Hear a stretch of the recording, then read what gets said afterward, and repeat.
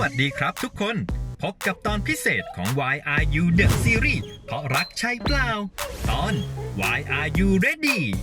ก่อนที่คุณจะเปิดอ่านเราอยากให้คุณลองรู้จักเราก่อนเราขอแนะนำตัวสั้นๆก่อนเลยแล้วกันซีรีส์ Why Are You The Series ถูกจัดทำขึ้นโดยบริษัทมันดีเวิร์กโดยผู้จัดออปชั่นกิตติพัฒน์จำปาหรือเจ้าของเพจดูมันดิและรายการท่องเที่ยวต่างๆรู้จักเราแล้วค่อยๆเปิดไปพร้อมกันนะครับซีรีส์เรื่องนี้ได้แรงบันดาลใจมาจากซีรีส์วายและความสวยงามของความรักโดยได้นักเขียนชื่อดังในโลกออนไลน์อย่าง Candy On มาร่วมเป็นส่วนหนึ่งและหลังจากประกาศกระแสตอบรับก็ดีเกินคาดติดเทรนด์อันดับต้นๆตลอดเวลาต้องขอบคุณทุกคนและตอนนี้คุณใกล้ที่จะได้อ่านมันแล้วแต่ก่อนที่เราจะไปอ่านอยากให้รู้ก่อนว่าจะเป็น Why Are You The Series เกิดอะไรขึ้นบ้างพาไปรู้จักผู้กำกับกันก่อนดีกว่า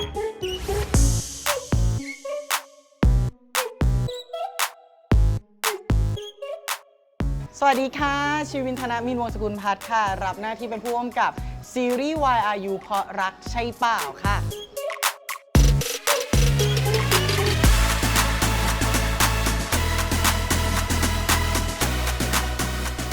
ทุกคนน่าอาจจะเคยคุ้นหน้าคุ้นตาเราบ้างจริงๆเราก็ได้ห่างหายจากซีรีส์วายไปสักพักหนึ่งหลังจากที่ผู้จัดได้ติดต่อมาคุณออฟได้มาติดต่อมา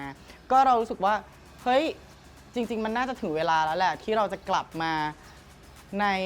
การทำซีรีส์วายอีกครั้งก็ตื่นเต้นมากๆแล้วก็รู้สึกว่าต้องขอบคุณผู้จัดที่ให้โอกาสได้มากำกับซีรีส์เรื่องนี้ตอนแรกที่ได้ฟังพล็อตเรื่องรู้สึกว่าพอฟังแล้วเราก็รู้สึกว่าขนลุกนะเราอยากทำซีรีส์เรื่องนี้เพราะว่ามันมีจุดขายที่ชัดเจนแล้วก็พอมันมีจุดขายแล้วก็มันมีจุดแตกต่างเราก็เลยอยากลองมาทำเรื่องนี้ดูเรื่องการแสดงก็สำคัญสุดๆเพราะ Why Are You The Series ให้ความสำคัญกับการเวิร์กช็อปมากๆพูดถึงขั้นตอนการทำเวิร์กช็อปกล้าได้เทสกลุ่มนักแสดงทั้งหมดเพื่อแบ่งเป็น 4 กลุ่มคือคนที่เล่นได้พอได้ไม่ได้และไม่เคยแสดงเลยออกเป็น 4 กลุ่มเกือบทั้งหมดเป็นนักแสดงใหม่และมีพื้นฐานการ acting น้อยมากก็เลยใช้วิธีการใช้ทั้ง 4 กลุ่มวางพื้นฐานการแสดงใหม่ทั้งหมดซึ่งวางพื้นฐานการแสดงใหม่ทั้งหมดทำให้ระยะเวลาในการเวิร์กช็อปนานหน่อยถ้าจำไม่ผิดน่าจะเกือบ40 ครั้งในการเวิร์กช็อปใครตัวที่ 2ใครตัวที่ 1เดี๋ยวนี้โทรไปแล้วกันพี่ไฟพี่เพื่อนสนิทกว่านะพูดดีๆก่อนไปกับไอ้บ้าเนี่ยระวังตัวด้วยแล้วกันหยุดกูไม่บ้ามึงเอาไงอะผมเป็นครูที่ไม่ได้ทำซีรีส์วายมาก่อนเลยทำให้ต้องทำการบ้านเยอะมากโดยการดูซีรีส์วายต่างประเทศดูหนังวายต่างประเทศในประเทศมากมายเยอะมากเลยครับเพื่อที่จะดูว่าทาร์เก็ตของนักแสดงที่จำเป็นที่จะต้องเล่นให้ตรงกับเป้าหมายต้องทำยังไงซึ่งโหได้ความรู้เยอะมากได้ประสบการณ์ใหม่ในการค้นคว้าเยอะมากซึ่งเอามาลงกับซีรีส์วายอายุเนี่ยหมดเลยผู้จัดคืออีกหนึ่งคนที่ทุ่มเทสุดๆเรียกได้ว่าเสียเงินไม่ว่าเสียหน้าไม่ได้ก่อนที่จะมาทำซีรีส์วายยูเนี่ยผมก็ได้ทำเกี่ยวกับเพจท่องเที่ยวมาก่อนมีวันหนึ่งก็รู้สึกว่าอยากจะทำซีรีส์ขึ้นมาเราก็คิดไม่อยู่นานว่าเราจะทำซีรีส์ยังไงจนมีไอเดียว่าตอนนี้ซีรีส์วายเนี่ยคนกำลังเหมือนว่าให้ความสนใจเยอะเราก็เลยได้ไอเดียในการทำซีรีส์ Why Are You ขึ้นมาครับผมทำไมมาเลือกที่จะมาทำแบบซีรีส์ Why ตอนนี้แบบเราอาจจะต้องเปลี่ยนมุมมองนิดนึงเพราะว่าซีรีส์ Why เนี่ยมันก็คือซีรีส์รักแบบหนึ่งก็คือจริงๆมันก็คือซีรีส์รักทั่วไปเหมือนทุกซีรีส์แหละครับผมก็เลยมองว่าทุกคนมันมีความเป็น Why อยู่ในตัวได้ซีรีส์ Why เนี่ยเรามองว่าเราไม่ได้เน้นแบบว่าความแซ่บเนาะแต่เรามองว่าเน้นความเรียวมากกว่าซึ่งเรามองว่าความเรียวมันก็คือความที่เนี่ยแหละถ้ามันเรียวมันก็แซ่บผมมองแบบนั้นก็เชื่อว่าความรักที่ฉันตามหาจะเร็วจะช้าจะมาอย่างเย็นเท่าไรฉันก็พร้อมยอมเจ็บช้ำจะทำให้มี เลยมองว่าถ้าเกิดเราจะทำซีรีส์วายขึ้นมาเนี่ยเราจะทำรูปแบบไหน เราก็เลยรู้สึกว่าอยากจะทำซีรีส์วายที่มันมีการเล่นกับประเด็นสังคมนั่นก็คือการที่ทุกคนกำลังสนใจนิยายวายแล้วก็นักเขียนนิยายวาย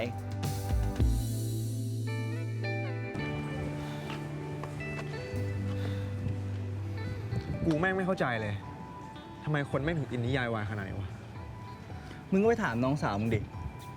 มันเป็นถึงนักเขียนนิยายวายตัวแม่ไม่ใช่หรอ ด้วยความที่เนื้อเรื่องนี้มันก็จะเกิดขึ้นมาจากนักเขียนนิยายวายเนี่ยแหละที่เขียนนิยายวายขึ้นมาโดยให้นักแสดงเนี่ยเป็นตัวละครในนั้นครับผมมันก็เลยมีไอเดียขึ้นมาว่าอยากจะทำซีรีส์ที่มันมีความแบบเล่นกับสังคมนิดนึงแล้วก็เป็นเขาเรียกว่าอะไรอ่ะมีการจิ้นกันอย่างที่ทุกคนแบบชื่นชอบอะไรเงี้ยเอามาผสมกันให้มันลงตัวอะไรเงี้ยครับ มานอนห้องกูแบบเนี้ยไม่กลัวตกหลุมรักกูแบบในนิยายเหรอ ฮะ สองเอ้า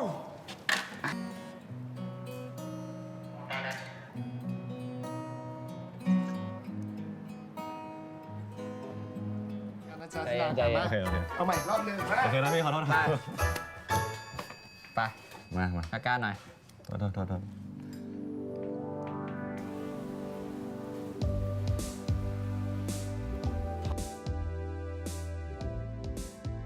คือจริงๆแล้วความยากของซีรีส์เรื่องนี้เนี่ยก็จะมีหลายๆส่วนเนาะเอาส่วนแรกก่อนเรื่องของนักแสดงก่อนเลยละกันเพราะว่าจริงๆแล้วตัวนวนิยายเนี่ยก็จะมีคู่หลักถึง2คู่และความยากคือเราจะต้องทำ2คู่ให้มีน้ำหนักที่มันเท่ากัน โดยที่ไม่ได้มีใครเด่นหรือหายไปจากกันและกันอะไรเงี้ยค่ะแล้วก็รวมถึงนักแสดง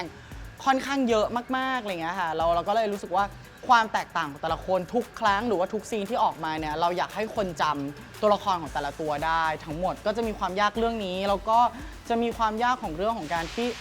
บทเนาะแล้วก็ดูถึงความแตกต่างของตลาดซีรีส์วายตอนนี้ด้วยเราอยากให้ซีรีส์ YRU เป็นที่จดจำของคนดูแล้วก็เปิดมิติใหม่ของซีรีส์วายในอีกรูปแบบหนึ่ง การทำงานกับนักแสดงเซตนี้ไม่ยากและไม่ง่าย เพราะว่านักแสดงส่วนใหญ่เป็นนักแสดงหน้าใหม่ อย่างเซนต์อย่างเงี้ยมีประสบการณ์มากที่สุด แต่ก็ยังต้องปรับอีกเยอะ